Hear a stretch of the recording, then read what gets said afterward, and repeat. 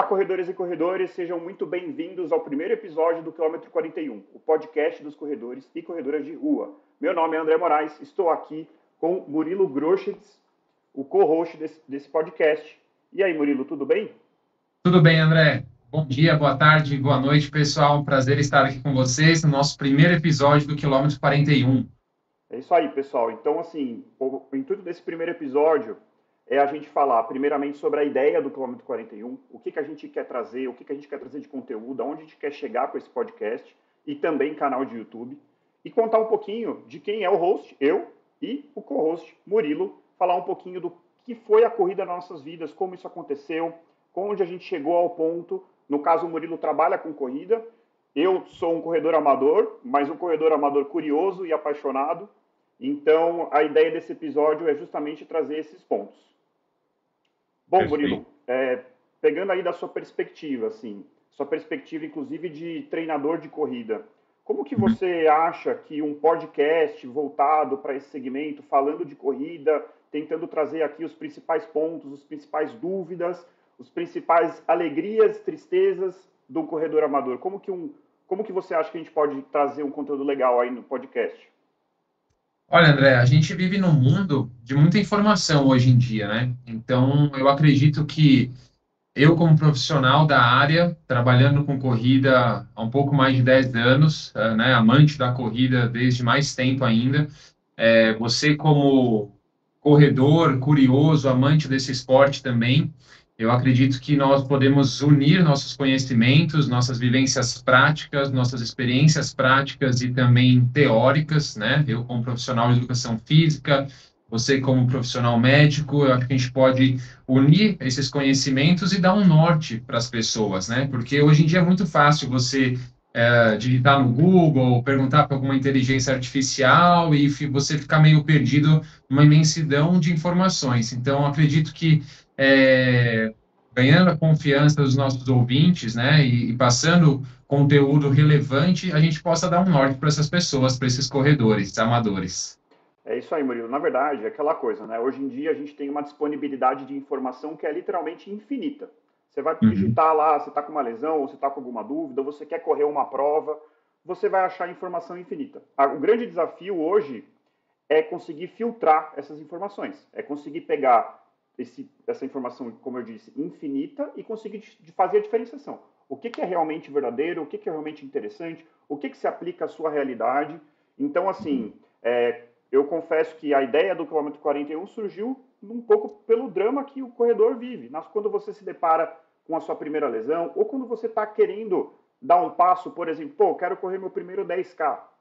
Uhum. Qual que eu vou correr? Qual é a melhor prova para escolher? Onde eu acho um treino específico para essa prova? São coisas do dia a dia do corredor que, de novo, informação não falta. A dificuldade é conseguir filtrar. Nosso intuito aqui é, ao longo do tempo, ir aos poucos endereçando todos esses temas que são extremamente relevantes para o corredor e trazer aqui um conteúdo assim, com alta qualidade no sentido de que sempre tentando trazer coisas com evidência científica, evitando o achismo, Uhum. evitando a opinião pessoal, mas também tentando trazer um esquema de bate-papo, uma coisa um pouco mais descontraída. Perfeito. Eu acho que esse ponto de ser algo descontraído, André, é muito importante, né? Porque você falou das evidências científicas, né? A fundamentação científica, isso é de grande importância, mas, de certa forma, o conteúdo científico, as publicações científicas geram uma certa distância, um distanciamento entre o público que é leigo, né? Não tem o conhecimento ali teórico, né? Ou a formação acadêmica tão preparada para absorver esse conhecimento. Então, a gente está aqui para isso, né? Trazer essas informações com um linguajar um pouco menos técnico e gerar, assim, proximidade com os nossos ouvintes. Maravilha, Murilo. Então, assim, vamos começar do começo. Assim. Vou falar Uhum. da minha experiência, o que o esporte foi ao longo da minha vida, como isso surgiu e no que se Legal. tornou.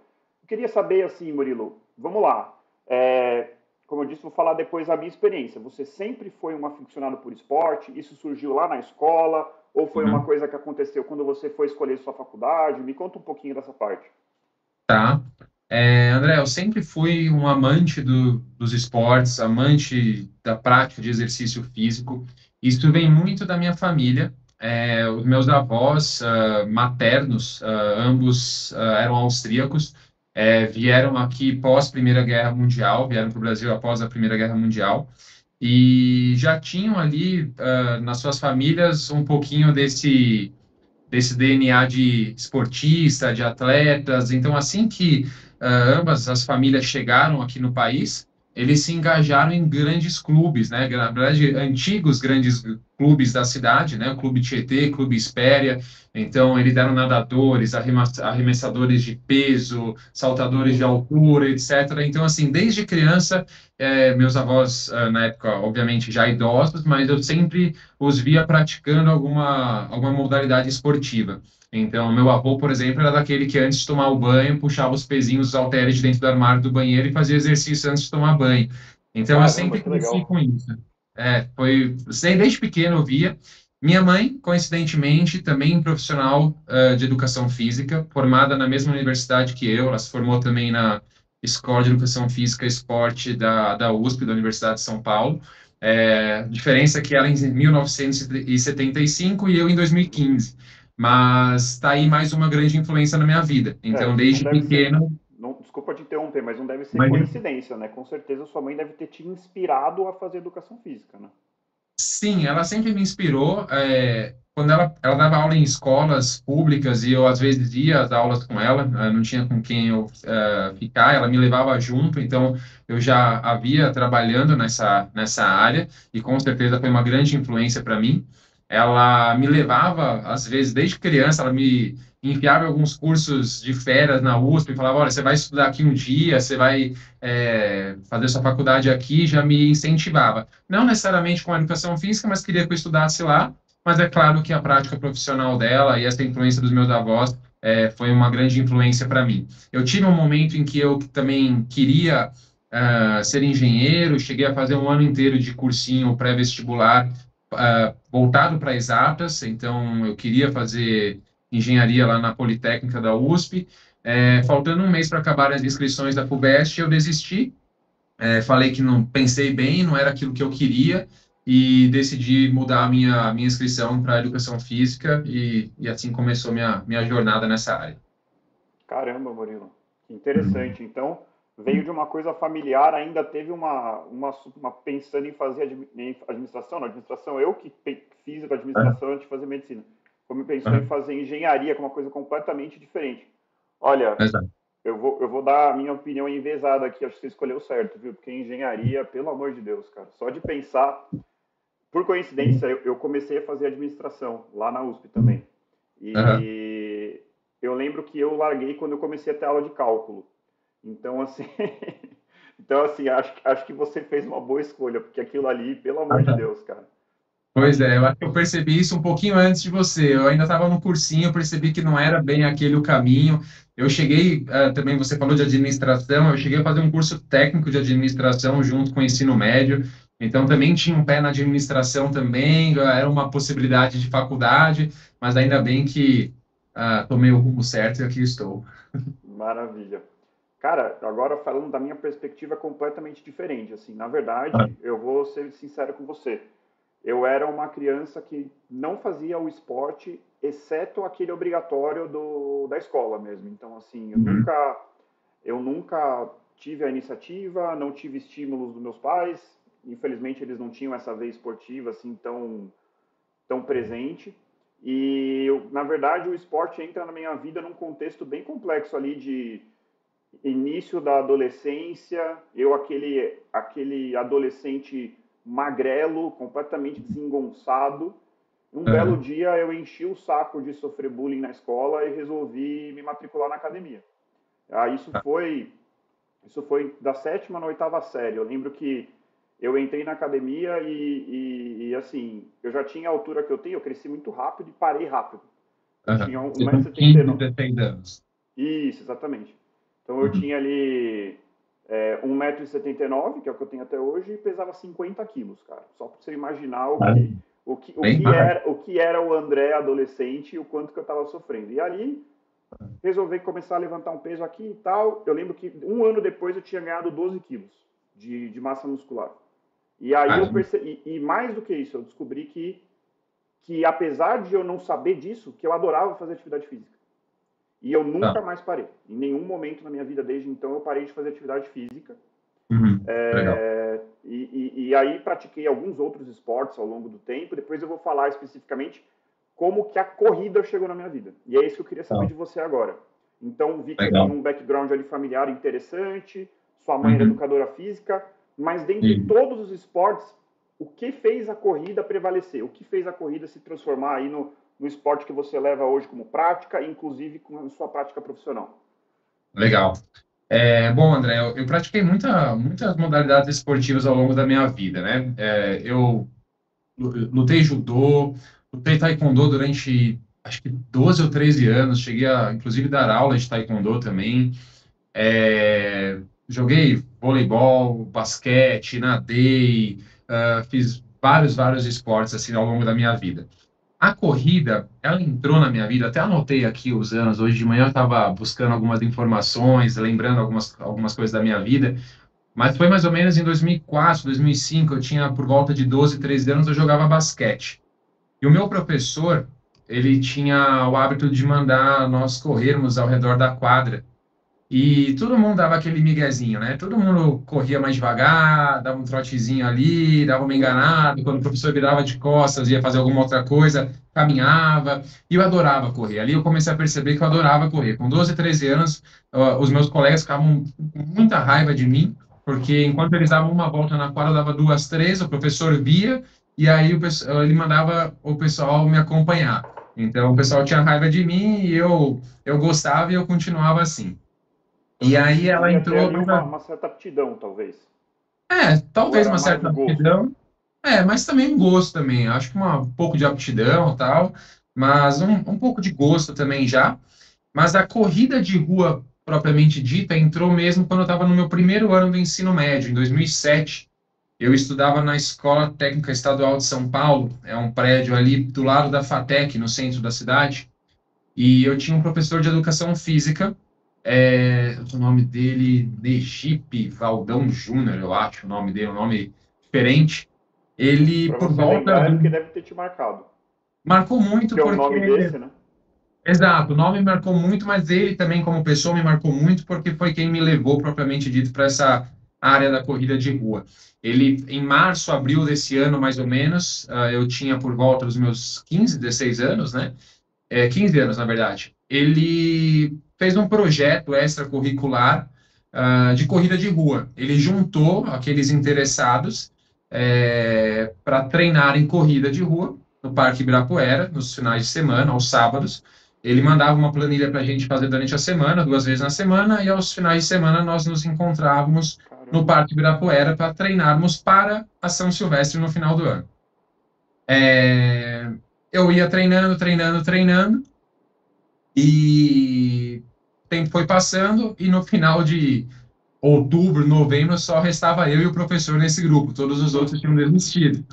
Até porque a corrida de rua, até por estatística e também por, talvez por gosto, o que um adolescente gosta de fazer, não é a modalidade esportiva preferida dos adolescentes. Mas eu sempre gostei um pouco mais dos esportes individuais, e eu fiquei nesse grupo até o final, e eu corri a São Silvestre pela primeira vez em 2007, com 15 anos de idade, e aí eu Caramba. confesso, de forma feia, que eu corri na pipoca, eu não tinha inscrição. Se eu não me engano, eu ganhei a inscrição de um primo de segundo grau meu, que não podia correr, ele me deu o número de peito dele, eu corri com o nome de outra pessoa. Então não Ai, foi bem na pipoca. Então os naquela ouvintes. época podia correr na pipoca. Hoje não pode mais, que eu realmente é errado, mas Pois é, naquela época naquela época ainda você tava era. tranquilo. Exato, exato. E aí foi minha segunda prova de corrida, já foi a São Silvestre. Terminei a prova em 1h15, ou 1h16, alguma coisa do tipo. A minha primeira prova foi a corrida do Centro Histórico de São Paulo, se não me engano era o novembro, outubro, uma corrida de 9 quilômetros, que era bem tradicional, hoje em dia não existe mais, por conta dos perigos ali do centro da cidade, aqui de São Paulo. É, Mas foi assim que eu entrei no mundo da corrida de rua. maravilha. Pô, Uhum. que legal, Murilo. Então, assim, a corrida, ela, bom, para quem gosta, né, eu acho que ela tem essa capacidade de ela, você começa assim meio sem querer quando você vê você está completamente envolto aí, envolvido nesse processo. Com certeza. Bom, agora falando assim do meu lado, na verdade, A corrida chegou de uma forma bem tardia e a corrida de rua mais tardia ainda, na verdade. Porque o que aconteceu? Eu fiquei nessa da academia, tal, joguei um pouco de tênis, mas eu tinha, assim, qualquer coisa que envolva um controle exímio da raquete ou um controle exímio da bola, assim, para ser otimista, eu não me destaco, vamos dizer assim. Eu tenho uma certa dificuldade. E aí, o que aconteceu? Eu entrei na faculdade de medicina e na faculdade de medicina você é literalmente obrigado a treinar no começo, porque você já vai chegar, já vai ter competição e tudo mais. Sim. E aí aquela coisa, eu entrei, estava empolgado, queria competir o maior número de modalidades possíveis. Mas as únicas duas modalidades que eu consegui me classificar, entre aspas, entre todos os calouros ali, assim, quem que selecionou, assim, foi justamente a corrida, e não é qualquer corrida, já foi de cara a corrida de 1.500 metros, então, que era a prova mais longa, né, da competição de calouro, Uma e o prova duríssima. handball. Aí, beleza, comecei a fazer handball e atletismo. Até então, eu não tinha ideia do que era atletismo, nunca tinha ouvido falar de atletismo na minha vida. Depois de um certo... Aí, ao longo do meu primeiro ano, eu fui abandonando o handball e Handball. começando a pegar gosto pelo atletismo. E foi uma Tá. grata surpresa, assim. Acho que assim como você falou, o esporte individual, para quem gosta de se desafiar, ele traz algumas vantagens. Primeiro, você não tem que ter uma habilidade inata, como era o meu caso. Como eu já falei, tinha dificuldade para chutar uma bola ou para jogar algum esporte coletivo. No esporte Sim. individual, você não tendo, obviamente, nenhuma limitação física exuberante, você consegue se desafiar. Você pode até não ganhar, você pode até não alcançar um objetivo que seja coletivamente significativo, mas para você sempre vai ser. A cada melhora, você sempre vai ter o seu significado. E aí eu Sim. comecei a competir atletismo. E assim eu fui ao longo dos 6 anos da faculdade. Que legal. Acabei competindo os 1.500 metros, que é uma prova de pista, Aham. e acabei conseguindo depois, com o tempo, entrar no revezamento 4x400, que é uma... Eles chamam de... Na verdade, 400 metros ainda é de velocidade, né? 100 metros eu não Uhum. tinha velocidade suficiente, eu nunca conseguia me classificar. Aham. Então eu ficava ali no 400, no 1.500 e infelizmente naquela época eu não tive o insight de tentar correr os 5.000, porque tinha na intermédia também. Tá. E eu acho que teria me dado bem correndo os 5.000, mas acabei ficando nos Com certeza. 1.500 no 400. E assim, cara, tive as minhas conquistas, ganhei algumas provas, ganhei minhas medalhas, ganhei medalha na intermédia, mas o que mais me marcou ao longo desses 6 anos foi que eu consegui melhorar minha prova todos os anos. Então, no segundo ano eu fui melhor que o primeiro, no terceiro ano eu fui melhor que o segundo, no quarto ano, e assim fui até o sexto ano, quando eu fiz a minha melhor marca lá nos 1.500 metros. Que legal. E era um treinamento bem intenso, assim. Hoje a gente tem, com acesso à informação, eu vejo que a gente até podia ter feito outros treinamentos, algumas coisas a gente fez de mais, outras coisas a gente fez de menos, mas foi algo, mas foi algo que me marcou bastante e ali eu vi que eu gostava de correr e que eu não era nenhuma negação na corrida, não era um talento absurdo, mas sim, com treinamento eu conseguia correr razoavelmente bem. E Que aí, legal. por incrível que pareça, entrei na residência e abandonei a corrida de novo. Esse é Tá. um ponto, esse é um Aham. ponto importante, assim. No meio da correria de residência e tal, eu não tinha tempo para correr. E eu Até então só você nunca tinha feito uma prova de corrida de rua, só as provas de atletismo na mesmo de faculdade eu pista. fiz um 10K que eu ganhei a inscrição, foi o Tá. Samsung 10K, não sei se você lembra dessa prova. Uhum. Enfim, eu fiz o Samsung Não. 10K, corri uma vez e depois nunca mais fiz uma corrida de rua. Abandonei completamente. Eu fui retomar a corrida de rua na pandemia. Caramba. Porque eu não pude ir para academia, que é o que eu fazia até então. Eu falei, pô, vou Sim. voltar a correr. E aí, voltei a correr, e aí eu descobri finalmente, você vê como é uma coisa relativamente recente, descobri finalmente a corrida de rua. E aí sim eu me apaixonei e fui até correndo os 10K até chegar na maratona, como você bem sabe. Que legal, que demais, André. Legal a sua história também, bem diferente da minha. Outros, um caminho É, totalmente diferente, mas que levou para um lugar semelhante, né? exatamente, é isso que é legal. Então a corrida pode chegar na vida das pessoas de formas das mais distintas possíveis, né? Inclusive os objetivos podem ser diferentes. Isso que é legal da corrida. Eu acho que a gente vai falar um pouquinho aqui, né? Sobre o que ela faz o que fez ela superar os outros esportes na sua vida, na minha vida, mas eu acho que assim, o que mais me chama atenção e o que maior apelo para mim da corrida é como ela é democrática, como ela consegue abraçar pessoas de diferentes biotipos, pessoas em diferentes momentos de vida, com diferentes objetivos e, paralelo a isso, a simplicidade. Você não precisa de, por exemplo, eu já joguei tênis. Parei de jogar tênis porque é uma coisa extremamente complexa. Você achar uma quadra, aí você achou a quadra não é coberta, choveu, você não pode jogar, você tem que comprar equipamento, Achar pagar um o aluguel da parceiro para quadra, jogar. que é caro, achar um parceiro para jogar. A corrida é aquela coisa libertadora de botar o tênis no pé e sair correndo, não importa onde você está. Você está numa viagem, você está fazendo uma viagem para qualquer lugar, você vai conseguir botar um tênis no pé e sair correndo. Acho que isso é o maior apelo para mim. Com certeza, André. Para mim também. Eu acho que a corrida prevaleceu acima de outros esportes por conta disso também. Tem o fator, como eu disse anteriormente, de eu gostar de praticar esportes individuais. A corrida acaba tendo um momento meio meditativo, um momento comigo mesmo. Acho que a gente até conversou uma vez há algumas semanas e você mencionou, né, que ao longo da corrida você tem vários insights, várias ideias e Sim, aí acaba tendo um momento bacana também. Acho que tem isso. Mas é isso, a corrida é muito democrática. Como eu falei, comecei a correr no primeiro ano do ensino médio.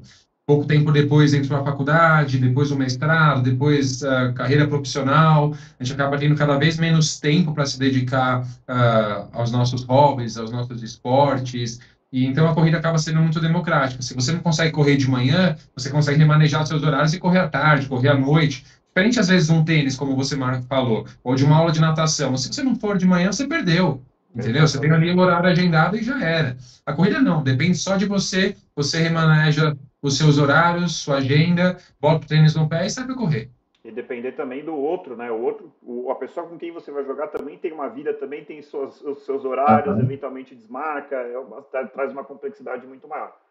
Com Agora certeza. sim, Murilo, entendi então como a corrida surgiu na sua vida, como ela superou os outros esportes, mas e a Uhum. decisão de trabalhar como treinador de corrida? Aham. Se você quiser contar um Bom, pouquinho também do seu trabalho, da sua tá. empresa. Uhum. Perfeito, André. Bom, eu entrei na faculdade em 2000 e... ingressei em 2011, mas tranquei o primeiro ano porque eu servi o exército, ah, fui aluno do Centro de Preparação de Oficiais da Reserva, aqui em São Paulo, lá em Santana, no bairro de Santana, durante o ano de 2011. Então, como lá era período integral, eu tive que trancar o meu primeiro ano, desculpa, lá era o período matutino, mas como a minha faculdade era período integral, eu tive que trancar meu primeiro ano. Daí comecei a faculdade propriamente dita em 2012. Bom, eu já tinha certeza, né? Eu passei ali por algumas dúvidas, mas quando eu ingressei já tinha certeza que eu queria trabalhar com prática de exercícios físicos, né?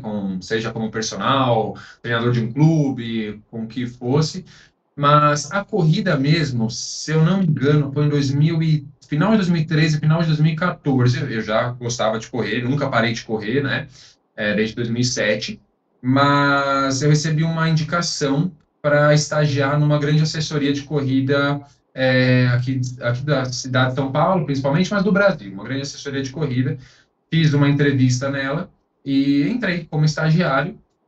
Depois, no final da minha graduação, eu fui efetivado lá e permaneci até o final de 2017, se eu não me engano.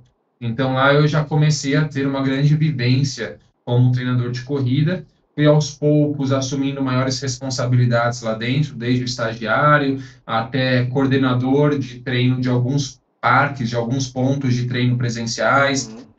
Depois fui responsável pelo setor ali de maratonas, então cuidava dos atletas que estavam treinando para maratonas e cuidava deles um pouco mais de perto. A gente tinha essa segmentação lá dentro dessa assessoria.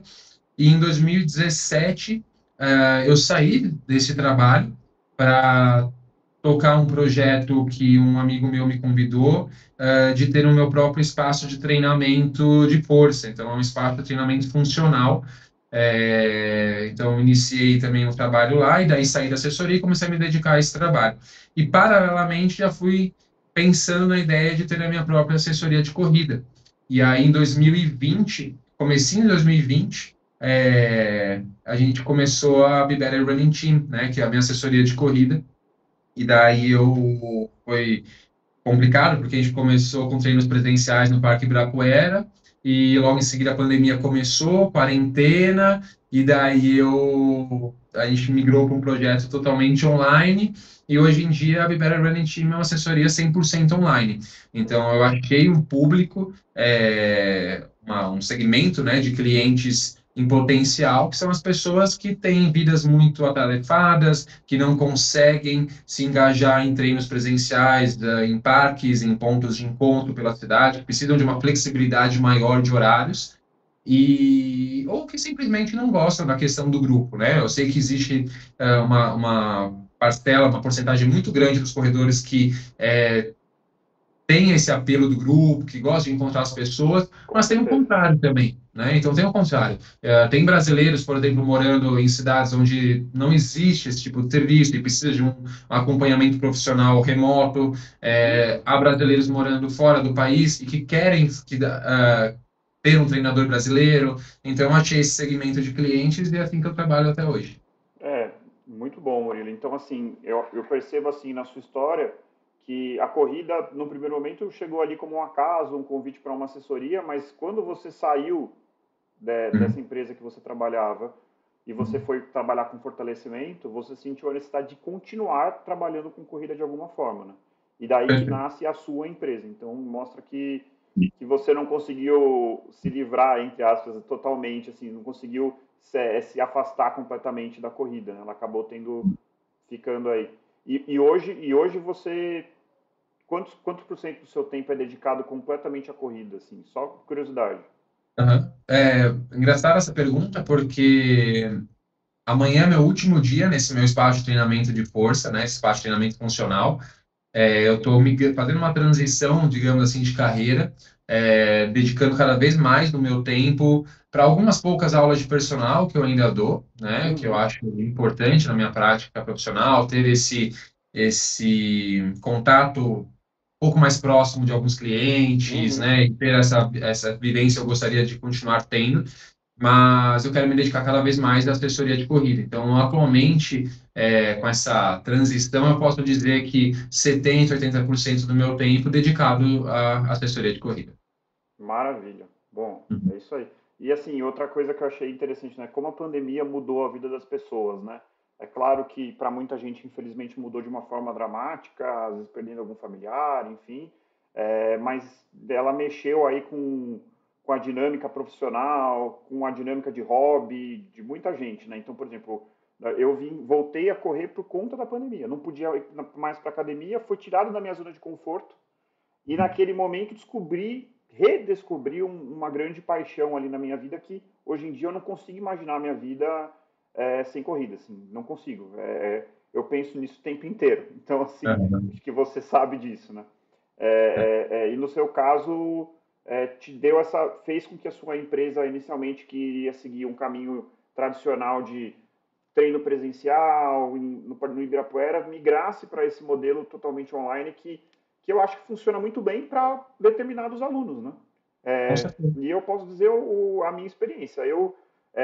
Não que eu não queira treinar com outras pessoas, mas eu acho que treinar com outras pessoas envolve uma complexidade que, por exemplo, na minha vida corrida, entre um plantão, entre vários trabalhos diferentes, você encaixar um treino presencial é mais difícil. Para mim é muito mais fácil ter a minha planilha, boto o tênis, se eu não corro de manhã, eu corro à tarde, se eu não corro de manhã à tarde, eu corro na hora do almoço, algum jeito eu vou dar. Então acho que Sim. isso e eu acho que só vai crescer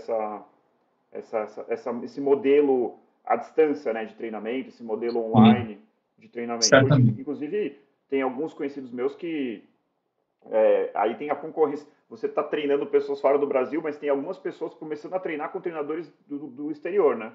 Treinadores Uhum. americanos, treinadores britânicos, é uma possibilidade. Tem sempre a barreira linguística e financeira, porque qualquer coisinha em dólar acaba ficando muito caro para a gente, né? Uhum. Mas esse modelo está cada vez mais consolidado, né? Sim. Eu reparo muito, André, você mencionou a pandemia, né, como um divisor de águas ali para mudanças de hábitos, né, e mudanças de hábitos no geral nas pessoas. Eu reparo que a pandemia fez com que quem tivesse uma certa barreira com serviços digitais, serviços online, mudasse um pouquinho a mentalidade em relação a isso, né? Então, Uhum. hoje em dia, talvez antes da pandemia, pensar numa assessoria de corrida online, nossa, coisa estranha, a pessoa não vai me ver correndo, como que vai ser feito isso? Não, não quero. Hoje em dia já se abre essa possibilidade.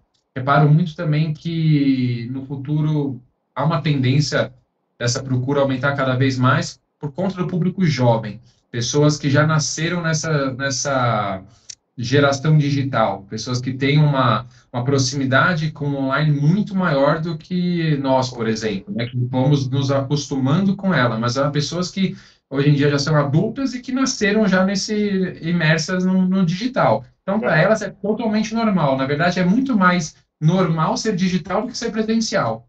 É verdade. É o Isso é oposto. uma. A gente vem sentindo isso. Eu, como médico, tô sentindo isso também. As consultas, as teleconsultas, que inclusive nem legalizadas eram antes da pandemia, hoje em dia já tem resoluções aí do CFM, CRM que liberam a consulta online. Isso vai Sim. aumentar cada vez mais. Realmente, a pandemia mexeu com tudo mesmo, assim, e com muitas coisas ruins, mas algumas coisas, não é que são coisas boas, mas tirou muita gente da zona de conforto e eu acho que acelerou algumas tendências. Por exemplo, eu acho que o treino online ia crescer de um jeito ou de outro, mas a pandemia acelerou esse processo. Eu acho Sim. que a telemedicina ia acontecer de um jeito ou de outro, mas a pandemia acelerou esse processo. Então eu enxergo dessa maneira. Foram vários anos em dois, três, né? Exato, exato. Uhum. Concordo com E você. legal, Murilo. Eu queria, assim, agora pegar a parte mais do Murilo corredor mesmo, assim, saber, É. assim, dentre as suas corridas, você já falou aqui a São Silvestre, você correu lá atrás, até super jovem, né? Uhum. 15 anos, você disse, né? 15 anos de idade, é. Que é uma época que acho que a maioria das pessoas nem pensa em correr, né? O pessoal tá querendo jogar bola, e você tava ali já no, correndo a São Silvestre, que querendo ou não, já é um desafio bem significativo, né? São 15 quilômetros e tal. Sim. Não Trajeto é técnico, tudo. Uhum. não é para qualquer um, mas se quiser falar assim, qual é a prova assim ao longo dessa sua vida como corredor, assim, alguma prova que tenha te marcado, que tenha sido assim, ou que mesmo que você recomende para uma pessoa que já está treinando ou que quer um objetivo, o que que você recomendaria? Uhum. Legal essa pergunta, André. Eu tenho uma falha muito grande como corredor, que é não registrar muito bem as minhas corridas ao longo da minha vida, né? Eu comecei a Uhum, correr numa época que até já existia, é claro, mas não era tão acessível assim. Para você ter ideia, eu saía para correr, eu acessava o Google Earth, você lembra do Google Earth? sim. Eu calculava rotas lá dentro, saindo da minha casa, eu anotava na mão e no braço com uma caneta Bic. Eu anotava as ruas que eu tinha que virar, direita, esquerda, vai reto, tanto, mais ou menos tantos metros. E eu corria dessa forma com o relógio só com cronômetro. Depois eu migrei para um relógio com um acelerômetro, não era GPS, ele estimava a sua velocidade. Depois Uhum, eu migrei para um relógio da Polar e depois da Garmin. Então, assim, hoje em dia, as facilidades que se tem em ter um aplicativo da Polar, da Garmin, que registra todos os seus treinos e provas, quando eu uhum, comecei a correr não tinha isso. Então, assim, muitas provas que eu fiz de 5, 10, meia maratona, se perderam ao longo do caminho. Então, essa pergunta de qual prova mais te marcou é relativamente fácil, né? Aquilo que mais, uma prova que surge na minha mente rapidamente ao pensar. E aí foi engraçado, porque foi uma prova de 2010, uma meia maratona internacional de São Paulo. Começava e terminava na frente do velódromo da USP, naquela época. Me marcou muito porque ela foi no dia 11 de abril. Eu uhum, tinha 18 anos, eu faço aniversário dia 3 de abril, então eu tinha acabado de fazer 18 anos. Fiz essa meia maratona e dia 11 de abril é aniversário da minha mãe. E na época, hoje em dia vivemos épocas de vacas magras, mas na época as provas normalmente tinham premiações por faixa etária. E na faixa etária 18 a, sei lá quanto, 21, 22, uhum. 23, não lembro agora a faixa etária exata, eu fui primeiro colocado na Caramba. meia maratona. Fiz 1h30 e pouquinho, 1h34, 35, algo do tipo, e na minha faixa etária eu fui primeiro colocado, né? Então, foi divertido. Eu lembro que eu subi ali no palco dentro do velódromo da USP na hora da premiação. Na verdade, acho que eu estava lá mesmo para assistir a premiação, e daí, de repente, me chamaram. Eu fiquei super contente, emocionado. E aí, na hora que eu subi no palco, o cara com o microfone na mão, me deu um insight de falar, cochichar no ouvido dele de que era aniversário da minha mãe, para chamá-la para entregar a premiação para mim, um troféuzinho para mim. E ele fez isso. Então, ele chamou minha mãe ali no palco, foi muito legal, foi um momento emocionante para mim.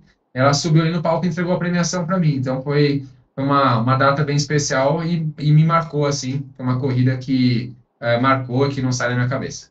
Nossa, demais, Murilo, que legal, hein? Realmente, hoje em dia, acho que não tem essas premiações, né? Assim, você só fica sabendo mesmo, né? Sim, é Para quem não muito é raro. elite, né? Eu desconheço atualmente uma prova que ainda tenha premiação por faixa etária. Antigamente era bem comum, principalmente essas provas um pouco maiores, elas costumavam ter. Que legal. Isso Uhum. é assim, a gente tem tido alguns problemas aí de organização de corrida de rua uma coisa que eu quero trazer aqui no quilômetro 41 é justamente, eventualmente, dar uma cornetada aí nos organizadores, porque eu acho que provas melhores estruturadas, ou com custos mais acessíveis, acho que Uhum. é uma coisa que é bom para todo mundo, né? É um mundo Com que está certeza. crescendo muito, o que é ótimo, mas eu vejo que algumas empresas estão olhando para esse crescimento somente como um caça-níquel, não tanto quanto querer participar desse processo de crescimento e crescer em quantidade e crescer em qualidade. Não sei se você tem a mesma impressão aí. Não, concordo plenamente. Eu acompanho já o mercado de corrida há bastante um tempo significativo, né? E houve muita mudança ao longo desses anos, né? Eu vejo uma certa gourmetização das provas de corrida de rua, né? As inscrições cada vez mais caras, oferecendo cada vez menos coisas. É, Engraçado até comparar os kits de corrida que a gente ganhava antigamente. Eu lembro de retirada de kit da São Silvestre, você ter que carregar a sacola nas duas mãos, de tanta coisa que você recebe, e hoje em dia eu já fui em prova que nem sacolinha de prova tinha. Então, é, assim, realmente complicado, assim. não, e agora o dilema do brasileiro, que é a pista VIP, chegou na São Silvestre, não é isso mesmo? Nossa senhora, nem me fale dessa pista VIP, viu? Quando É eu vi, engraçado isso, né? Você vai comprar qualquer show, tem pista ah, VIP. A São Silvestre agora tem a pista VIP que larga antes, né? Impressionante. larga, E até onde eu sim. sei, esgotou, né? Esgotou, sim, esgotou, com É certeza. complicado. André, me conta você, qual prova te marcou aí na sua vida? Já, Depois que você ingressou nas corridas de rua, o que que te marcou? cara, não tem como não falar da minha primeira e única, espero esse ano correr minha segunda maratona. Que é assim, que Aham, realmente eu já imaginava, eu sempre tive esse sonho e realizar esse sonho foi algo assim absurdo, né? Eu corri uhum, ano passado a maratona de Buenos Aires aham, e é uma experiência transformadora, assim. O que me segurou, porque assim, eu fiquei algum tempo querendo isso e acabava não conseguindo alcançar, né, esse sonho de correr uma maratona. E foi uhum, muito o processo de lesão, você acompanhou muito isso, né? sim, E sempre inseguro, pô, será que eu posso dar esse passo? Inclusive, acho que cabe um episódio só para falar sobre isso. Quando é a hora de correr uma maratona? sim. Porque Obrigado.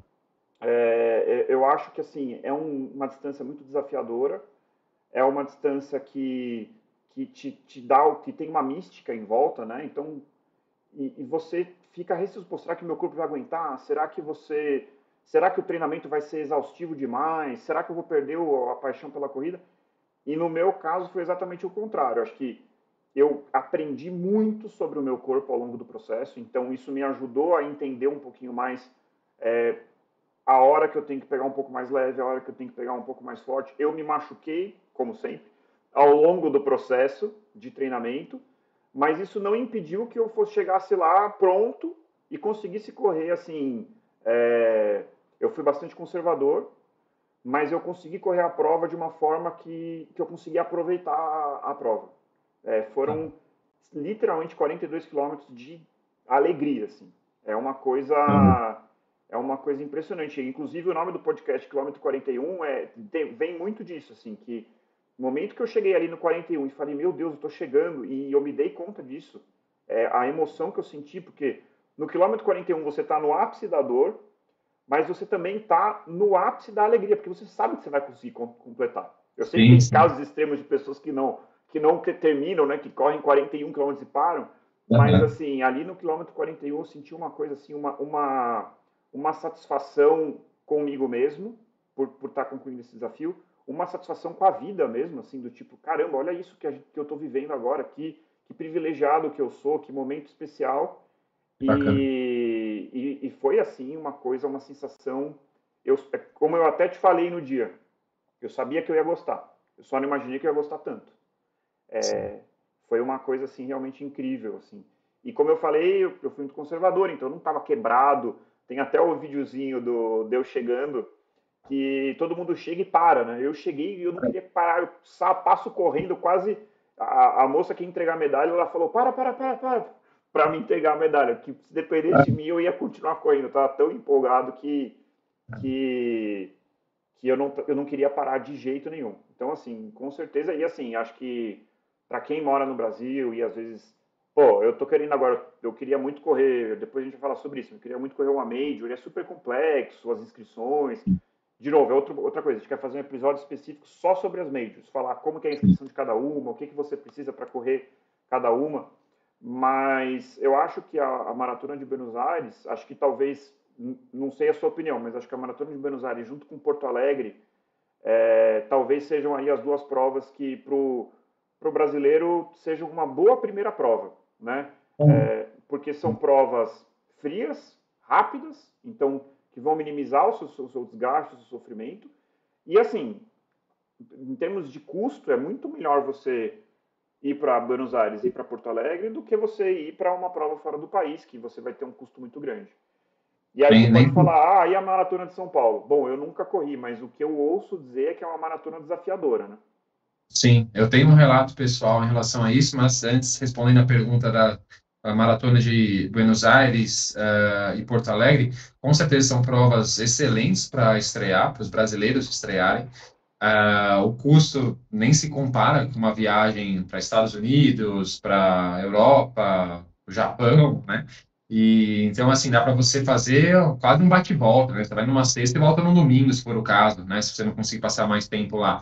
Eu acrescentaria aí, André, provas talvez menos conhecidas, mas que são muito boas também. Maratona de Santiago, uma prova legal para começar também. Legal. Maratona de Montevidéu também já tive a oportunidade de acompanhar alguns alunos nessa prova, é uma prova excelente, é um trajeto praticamente todo flat, tirando o empecilho ali do vento contra, incomoda um pouquinho, mas é uma prova muito boa. Então, assim, provas no geral, na América do Sul, com trajeto plano, tem algumas que Legal. vale a pena dar uma olhadinha. E eu queria só aproveitar, você falou da Maratona de São Paulo, né, o trajeto desafiador. Eu vou expor aqui já para todos os nossos ouvintes uma vulnerabilidade minha, digamos assim, ou uma fraqueza minha como corredor, como talvez profissional que quer cada vez mais entender a cabeça do corredor. Apesar de eu já ter trabalhado com muitos corredores maratonistas e preparado muitos maratonistas, eu fiz apenas uma maratona na minha vida. Uhum. Foi em 2013, a Maratona de São Paulo. Eu escolhi errado. Na época, eu tinha acabado de começar a minha faculdade, estava no segundo ano, né, no final do segundo ano, se não me engano, a prova foi em abril, né, tinha um ano e pouquinho de faculdade, e fiz a Maratona de São Paulo. Não tinha muita noção ainda do treinamento de corrida, me preparei de uma forma equivocada, talvez, progredindo carga de treino a cada semana, sem descanso, sem regenerativo. Eu lembro que eu fiz uma vez um treino de 32 quilômetros ao redor de uma pista de atletismo, André. Meu Deus. Talvez alguns ouvintes aí conheçam o Parque Serete ali no Tatuapé, Tatuapé, Vila Formosa ali, aquela região. Tem uma pista de atletismo lá. No dia estava fechado, então eu Uma pista corri de 400 metros.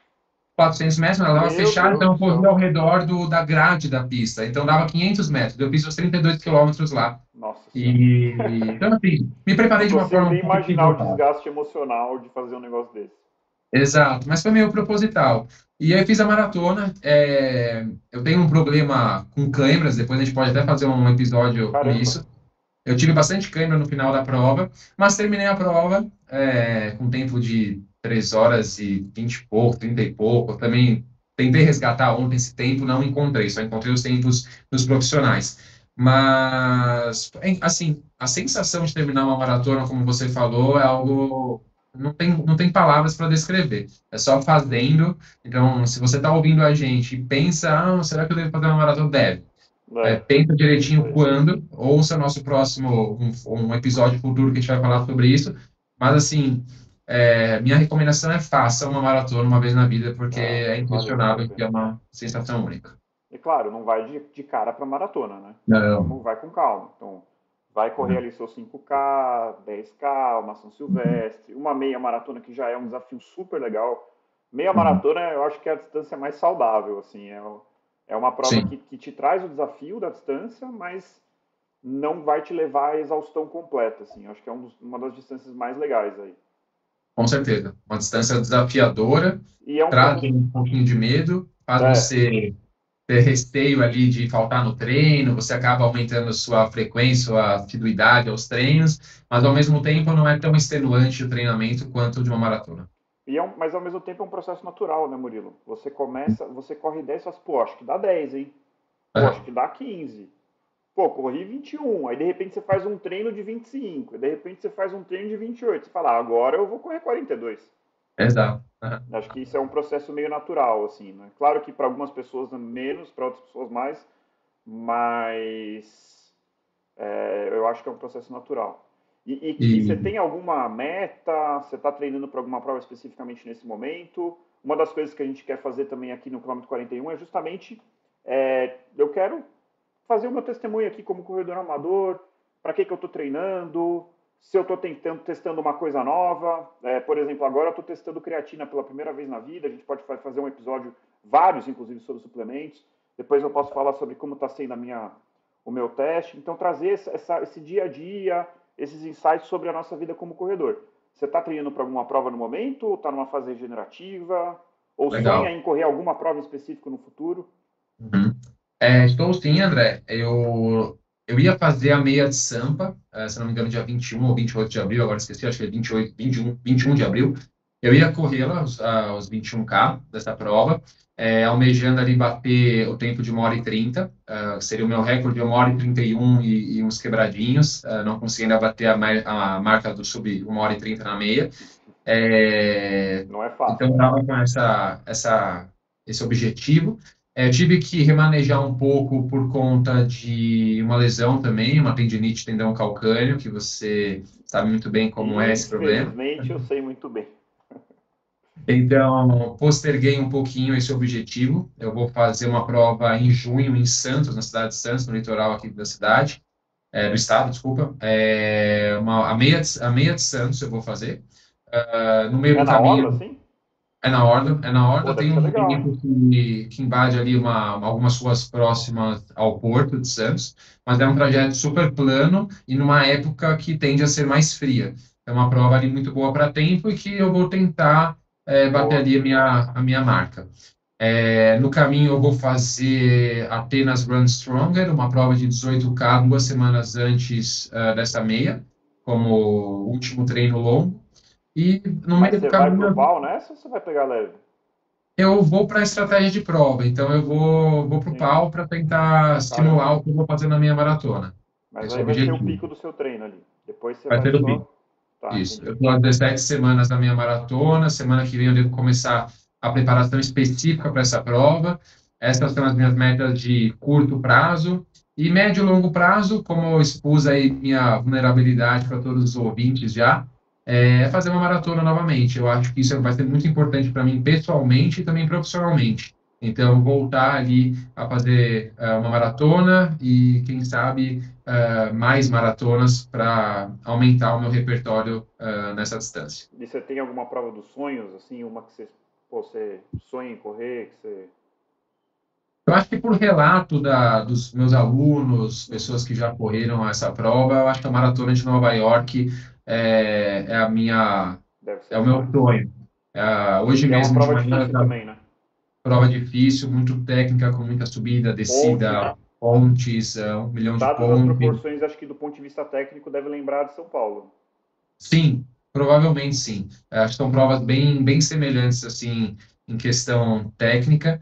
Então, é o meu sonho, acho que é o sonho de muitos corredores, É Aham. atualmente a prova mais cheia do mundo, né? Com 50 mil inscritos, mais ou menos. Cara, É deve ser uma a loucura isso. maratona mais cheia, né? Não a prova mais cheia. Acho que hoje em dia já tem algumas provas com um número de inscritos maior, mas a maratona de Nova York, pessoas inscritas para os 42 É, quilômetros, porque é a maior. algumas provas são mistas, né? Tem 10, tem 21, tem 42.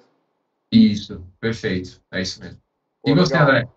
Me conta aí seus objetivos curto Cara, prazo, meu prova dos objetivo de curto sonhos. prazo é sarar da minha tendinite do calcânio, para sarar da minha tendinite do isquiotibial. Estou trabalhando arduamente para isso. A gente Uhum. vai, aproveitando o gancho, a gente pretende falar bastante de lesão. Isso é o, vamos dizer assim, o outro lado da corrida. É, uma das coisas que eu aprendi muito no processo da maratona é encarar a lesão como parte do processo. Quando você Sim. tem essa mudança de cabeça, muda tudo. Se você vê assim como, tô treinando, lesão, isso não era para estar aqui, que absurdo, o que está acontecendo? Isso é a pior mindset que você pode ter. Quando você muda e fala assim, calma, isso faz parte do processo, eu vou aqui focar em me recuperar dessa lesão e eu vou continuar com o meu objetivo ali na frente. Inclusive, por são uma coisa que eu tenho estudado bastante, e a gente inclusive vem conversando, raramente você precisa parar completamente de correr diante de uma lesão. Existem algumas lesões específicas que você vai precisar parar completamente de correr. Então, no momento eu continuo correndo, obviamente com intensidade menor, tentando me recuperar dessa lesão. Já tenho em vista a meia maratona do Rio de Janeiro, que eu acho que deve ser uma prova espetacular. Né? Eu não sei você, mas eu acho o Rio de Janeiro uma cidade espetacular. E correr uma meia maratona lá deve ser assim uma coisa incrível. Então, vou correr a meia do Rio e quero correr uma maratona ainda esse ano, segundo semestre. Acho que esse é Tá o. bom. Não defini a data, eu tentei Berlim, não consegui. Tentei Aham. Chicago, não consegui. Obviamente, outras maratonas aí que precisam de índice ainda não chegou a minha vez, mas espero que chegue um dia. Enfim, e aí é isso, esse é o meu planejamento. Eu estava olhando, até esses dias eu estava dando uma fuçada na maratona de Porto, no Portugal. Não sei se você já ouviu falar dessa. Já ouvi falar, já tive aluno que fez essa É prova. plana? Se eu não me engano, André, sim, ela é plana. É, eu vi Eu ali preciso rapidinho, recordar. achei que me pareceu bem plano a altimetria dela, aquele mapinha, né? Aquele Isso. mapinha, às vezes você bate o olho e você não sabe exatamente se ela é tão plana quanto parece, né? Depende muito da escala que eles colocam. Porque todo mundo se vende como maratona plana, tempo Aham. bom, porque senão ninguém faz inscrição, né? Exato. Vai ver, na realidade não é bem assim, né? Mas se eu Exato. não me engano, ela é plana. Eu vou verificar essa informação para depois te passar, mas se eu não me engano, ela é plana, sim. Boa. E assim, prova dos sonhos, que eu queria correr alguma major. Eu Hum. sei que é um clichêzão aí, mas é aquela coisa que você precisa ter um sonho ali na frente, né? E assim, isso não é verdadeiro para todo mundo. Não recomendo que seja assim para todo mundo. Mas precisa correr uma major? Não, não precisa correr uma major. Mas eu tenho essa vontade, né? Acho que a mais factível é Chicago, né? Uhum. E eu quero um dia tentar correr Boston, muito pelo desafio de conseguir se classificar. Eu acho que deve ser um desafio, assim, que a hora que você está lá, você olha em volta assim, meu, consegui estar aqui, que incrível. Deve ser uma sensação muito diferenciada. É. Tem uma Outro dia eu mística, vi né? uma, outro dia eu vi uma pessoa falando, quem que foi? Agora não me recordo. Mas Maratona de Boston ali os corredores que estão lá são corredores, na sua maioria, pessoas que são muito comprometidas com o que estão fazendo, né? Ah, Então, com certeza. amadores ali que a gente tem que tirar o chapéu para eles, porque vida de profissional é extremamente difícil, né? Um atleta profissional de qualquer modalidade é muito difícil. Mas a gente tem que pensar que essa pessoa tem ali toda a sua vida dedicada a isso. Ah, com Agora, um certeza. atleta amador que conquista uma vaga para Boston é É, algo tá cada vez mais difícil, né? muito difícil. É uma pessoa Pô, eu que mudei de precisa estar categoria, então dedicada. ficou um pouquinho menos impossível para mim. É que agora eu fiz 36, quer dizer, vou fazer 36, então de 36 a 49, eu acho que 36 a 39, né? É uma outra Uhum. categoria, então ficou um pouquinho mais fácil. Mas como fica difícil mais difícil a cada ano, acho que se bobear, dá na mesma ali. Com certeza acho que ainda é abaixo de 3 horas para classificar para Boston. Esses cabelos brancos aí do lado precisam ter alguma vantagem, né, André? Exatamente, exatamente. Infelizmente despertei tarde aí para maratona, Uhum. mas pelo menos tem essa mudança, né? Imagina só, um cara que acorda para maratona com 40 anos vai ter que classificar para Boston. Se não tivesse a diferenciação de idade, é mais difícil, né? Sim, com certeza. Bom, Murilo, acho que para o primeiro episódio era basicamente isso. Acho que a gente conseguiu falar bastante aí da importância da corrida nas nossas vidas. Acabamos pincelando aí vários temas que a gente quer trazer ao longo do tempo. Vamos começar inicialmente com episódios quinzenais, mas já temos um horizonte de querer trazer isso mais para perto. Queria pedir a você, ouvinte, que também é apaixonado por corrida, você que quer tirar dúvidas sobre treinamento, nutrição, equipamento, provas, um pouquinho de tudo que a gente falou aqui, que acompanhe a gente, tanto no YouTube, escuta a gente no Spotify ou na sua plataforma agregador de podcast de preferência e joga no seu grupo de corrida, leva para o pessoal começar a escutar a gente também. Quanto mais a gente tiver o apoio de vocês, mais a gente vai poder investir, mais a gente vai poder trazer conteúdo de qualidade para vocês. É isso aí, André. E muito importante também, né? Curte, segue nosso canal, dá joinha, dá estrela. Se você, outro dia eu gostei dessa frase, eu estava ouvindo um podcast, se você gostou, dê 5 estrelas. Se você não gostou, dê 4. Mas é brincadeira, mas é para ajudar a gente. E também, assim, estamos começando, então, se você tiver alguma sugestão, algum comentário, algum pedido de tema para nós conversarmos no próximo episódio, sim, escreva aí nos comentários. Sugestões de temas são extremamente bem-vindas. Isso ajuda a gente bastante na criação das pautas, então fique completamente à vontade para sugerir aí um tema aqui nos comentários. Legal, é isso aí, André. Muito obrigado. Episódio número 1. Isso aí, muito obrigado, Murilo. Então é isso, corredoras e corredores, esse foi o primeiro episódio do quilômetro 41. Você procure um motivo para continuar correndo. Nós temos um encontro marcado no próximo quilômetro 41.